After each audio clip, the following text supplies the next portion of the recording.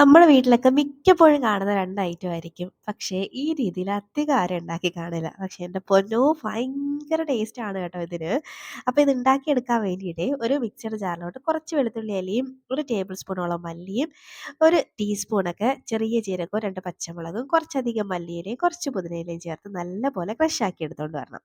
ഇതിനി അങ്ങോട്ട് മാറ്റി വെച്ചിട്ട് ഒരു പാനിൽ എണ്ണ ചൂടാക്കി ഇതങ്ങോട്ട് ചേർത്ത് കൊടുത്ത് അതിൻ്റെ ആ ഒരു പച്ചമണം ഒന്ന് മാറുന്നവരെ നല്ലപോലെ ഒന്ന് വഴറ്റിയെടുക്കണേ.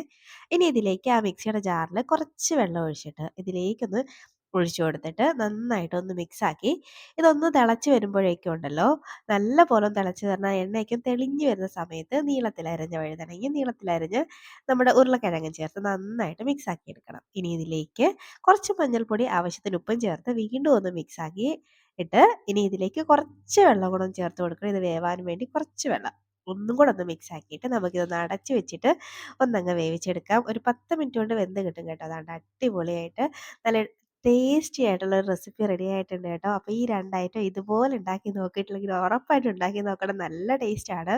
അപ്പോൾ എങ്ങനാ? ട്രൈ ആക്കല്ലേ?